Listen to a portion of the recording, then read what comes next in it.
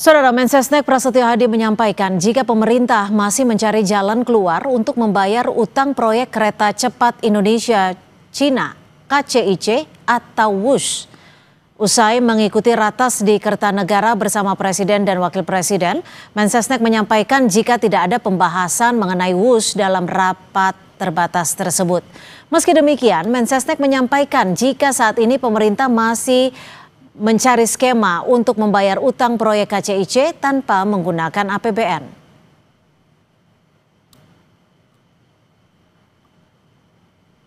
Satu pembahasan malam ini. Tapi beberapa waktu yang lalu juga sudah dibicarakan untuk diminta mencari skema supaya beban keuangan itu bisa dicarikan jalan keluar gitu. Karena faktanya kan juga bus kemudian juga menjadi salah satu moda transportasi yang sekarang sangat membantu aktivitas. Menteri Keuangan Purbayayudi Sadewa menolak agar APBN ikut menanggung beban utang proyek kereta cepat Indonesia-Cina (KCIC) yang dinamai WUS. Menurut Purbaya, seharusnya tanggung jawab keuangan proyek ini bisa dikelola oleh Danantara sebagai holding BUMN yang sudah memiliki kemampuan finansial dengan dividen hingga 80 triliun rupiah per tahun. Ini kan kayak sisi di bawah Danantara kan ya. Kalau di bawah Danantara kan mereka udah punya manajemen sendiri, udah punya dividen sendiri yang rata-rata setahun bisa 80 triliun atau lebih. Harusnya mereka manage dari situ, jangan ke kita lagi. Karena kan kalau enggak ya semuanya ke kita lagi, termasuk dividennya. Jadi ini kan mau dipisahin swasta sama government. Ya jangan kalau enak swasta, kalau nggak enak government. Saya pikir begitu ya Pak. Menkyu Purbaya menegaskan beban utang KCIC seharusnya ditanggung oleh Danantara, bukan melalui dana dari APBN. Lalu skema seperti apa yang sedang disiapkan pemerintah untuk menanggung utang kereta cepat WUS tersebut? Kita akan bahas bersama media Wahyudi Askar, Direktur Kebijakan Publik Selios, dan juga Fernando Hadityo Ganinduto, anggota Komisi 6 DPR RI. Selamat sore Bung Media dan juga Bung Nando. Terima kasih sudah bergabung bersama kami di Kompas Petang. Selamat sore. Sore Mbak Cynthia, apa kabar? Kabar baik, terima kasih. Bung Nando, ini kalau menurut Komisi 6 DPR RI sendiri, apakah alasan Menkyu Purbaya untuk menolak membayar utang KCIC melalui anggaran APBN sudah tepat menurut pandangan Komisi 6? Ya, terima kasih Mbak Cynthia. Yang pertama gini, kita harus lihat perspektifnya dari KCIC ini kan sebuah proyek yang memang sangat bagus dan sukses ya, dan ini juga merupakan suatu breakthrough juga yang dilakukan oleh pemerintah sehingga kita bisa mendapatkan proyek dari Jakarta ke Bandung yang begitu cepat, bagus dan menarik gitu.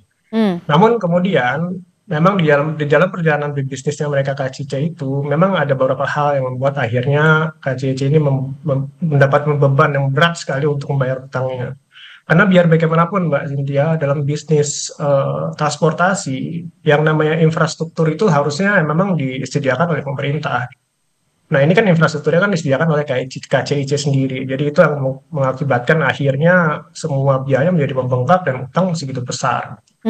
Jadi kembali ke pertanyaan Mbak Cynthia di awal, bahwa memang yang dikatakan oleh Menteri Keuangan itu menurut saya sudah tepat. Karena memang hari ini kita udah banyak institusi lain seperti Danantara atau institusi lain yang bisa mendanai BUMN kita gitu.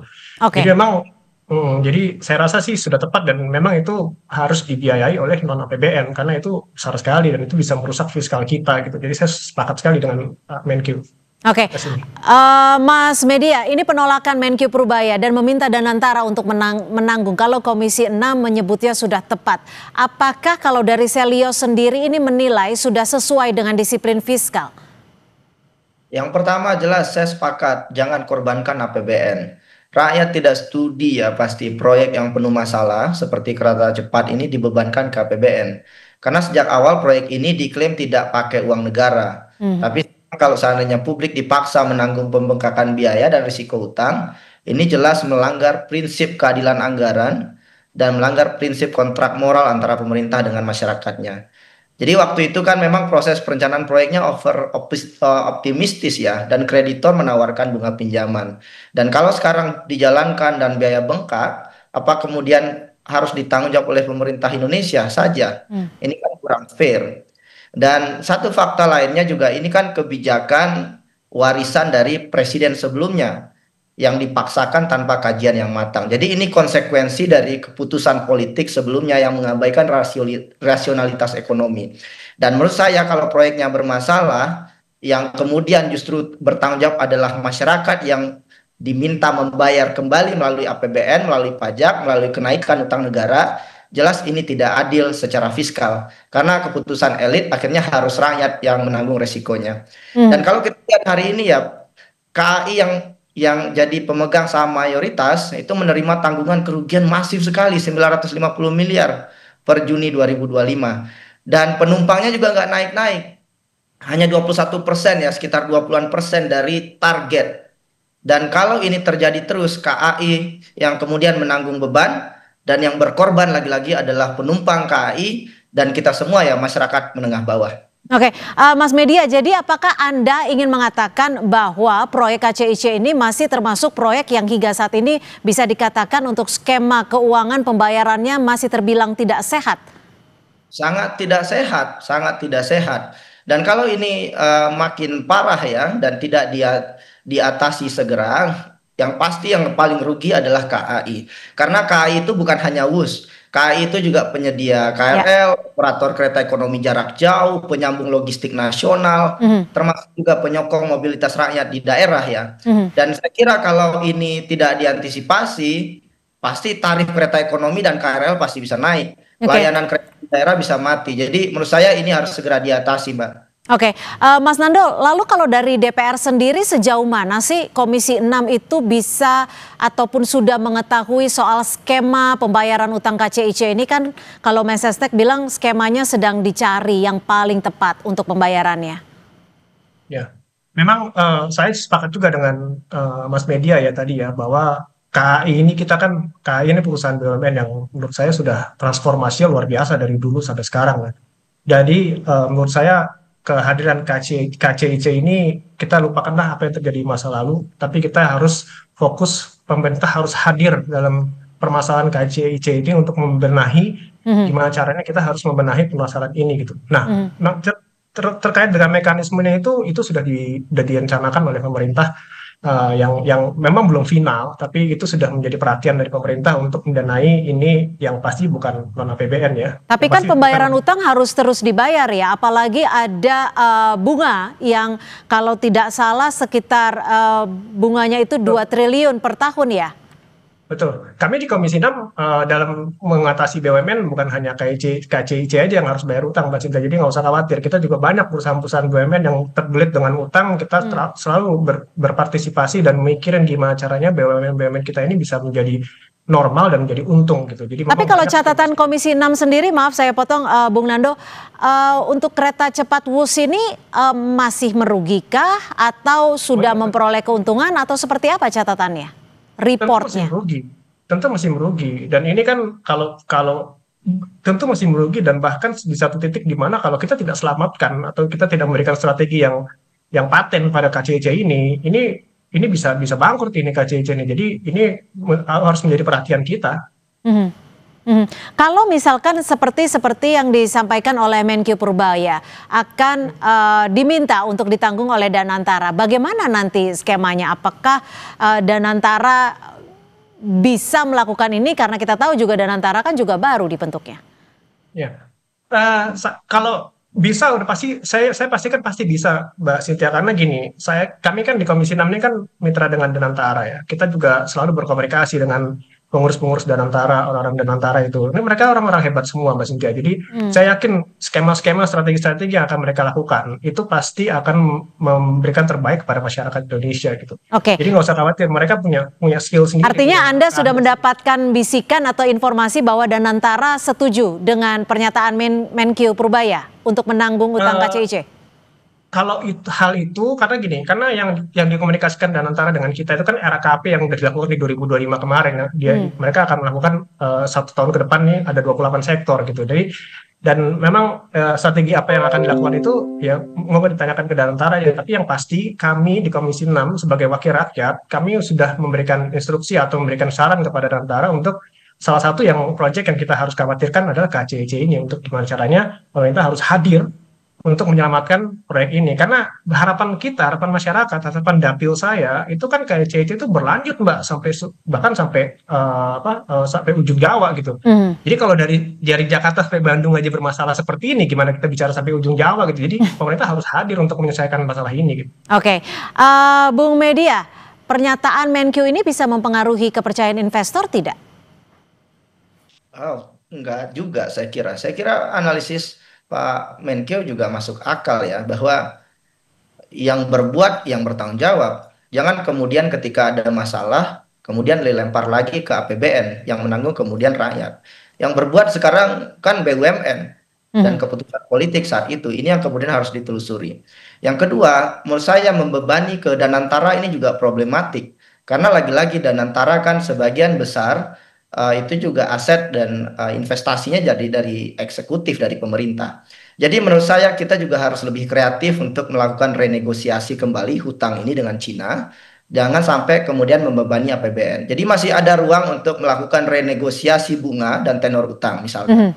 Pernah dilakukan oleh Malaysia pada saat menegosiasi ulang dari proyek dengan Cina gitu ya. Sehingga kita bisa menurunkan tekanan pembayaran secara drastis. Tapi lagi-lagi kan renegosiasi ini perlu diplomasi dan kemudian kekuatan tawar diplomatik yang kuat ya. Dan itu menurut saya harus dipikirkan dengan matang ke depan oleh pemerintah. Oke, kalau dari perspektif Selyos sendiri, pernyataan Menkyu untuk menolak utang KCIC ditanggung oleh APBN, apakah ini memang sekedar kebijakan yang sesuai terkait dengan keuangan negara, atau ada unsur untuk menghindari beban politik? Karena kita tahu ini proyek kan diinisiasi oleh presiden sebelumnya. Yang pasti Menteri Keuangan kan bendahara negara. Dan menurut saya ketika proyek ini menggunakan APBN dan kemudian awalnya bisnis to bisnis dan sekarang dibebankan ke APBN, Menteri Keuangan kan harus bertanggung jawab kalau seandainya terjadi defisit yang parah dan kemudian APBN kita bermasalah. Jadi saya kira Menteri Keuangan menjalankan perannya untuk sebagai bendahara negara. Soal risiko keuangan yang besar terhadap BUMN, lagi-lagi ini domainnya eksekutif dan saat ini KCIC ya. Dan PT KAI untuk mencari jalan skema pembiayaan. Jadi pesannya sederhana, cari jalan keluar. Jangan kemudian ada masalah, kemudian lapor ke pemerintah dan minta APBN. Ini kan tidak adil sekali untuk rakyat sebagai pembayar pajak. APBN diambil begitu saja. Oke, Bung Nando, lalu bagaimana Komisi 6 DPR RI menjamin pengawasan untuk pembayaran utang ke China Development Bank ini dibayar oleh pihak yang tepat nantinya? Ya tentu saat ini kami sedang reses ya Mbak Cynthia ya. Nanti pada masuk sidang tentu kita akan kembali panggil. Tadi beberapa media juga saya udah menyatakan bahwa KCIC ini harus diselamatkan gitu. Nanti kita akan diskusi dengan mereka, nanti kita akan diskusi dengan Danantara juga bagaimana caranya kita harus menyelamatkan KCIC itu, apalagi KAI kita juga sudah menjadi kebanggaan dari negara kita gitu. Jadi ya insya Allah nanti kita akan telusuri lebih dalam gitu. Dan kami sepakat juga dengan Bung Media tadi bahwa memang ini bukan tugas APBN lagi atau bukan tugas rakyat lagi untuk mendanai ini semua gitu. Karena ini kita sudah mendapatkan, kita sudah mempunyai sebuah namanya Danantara, yang itu dimana mereka mempunyai aset dan mempunyai dana untuk mendanai gimana caranya BUMN ini bisa sehat lagi semuanya. Oke, Bung Media, utang 7,2 miliar USD atau sekitar 116 triliun rupiah. Beban bunga tahunannya 120,9 juta USD atau sekitar 2 triliun. Ini kalau tidak salah catatannya ya, dikoreksi kalau saya salah. Skema pembayaran yang paling tepat menurut Selyos harusnya seperti apa agar tidak lagi-lagi rakyat yang dirugikan? Pertama, renegosiasi bunga dan tenor utang itu bisa dicoba.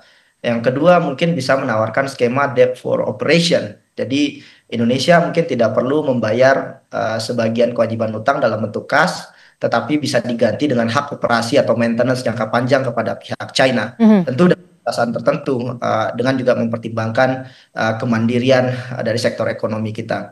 Kita juga mungkin bisa meminta kreditor untuk menanggung sebagian risiko, misalkan memberikan diskon tiket kepada WUS ini agar kemudian penumpangnya juga tidak mengalami. Jadi ada banyak cara Mbak sebetulnya, tapi lagi-lagi jangan pernah dibuka keran APBN untuk kesalahan pertimbangan bisnis yang kemudian dibebankan kepada rakyat. Oke, terakhir singkat saja Bung Nando, jika memang kereta cepat WUS ini terus merugi, skema ataupun target jangka pendeknya seperti apa? Gini, kalau kita, yang pasti kami di Komisi 6 akan terus mengawasi dan terus menjaga gimana caranya proyek ini akan terus berjalan ya Mbak. Ini kan proyek baik baru juga, di Indonesia juga baru berapa tahun gitu. Jadi kita, dan ini merupakan sebuah proyek kebanggaan negara Indonesia juga, kita mempunyai kereta cepat ya, kereta Bandung. Dan kita harus, gimana caranya kita harus mempertahankan ini. Jadi skema apapun yang akan kita lakukan gitu, pasti kita akan awasi pemerintah, kita akan awasi pemerintah untuk gimana caranya KCC itu akan terus berjalan gitu. Baik, terima kasih Bung Fernando Hadityo Ganinduto, anggota Komisi 6 DPR RI, dan juga Bung Media Wahyudi Askar, Direktur Kebijakan Publik Selius, sudah berbagi perspektif di Kompas Petang. Selamat sore. Sore.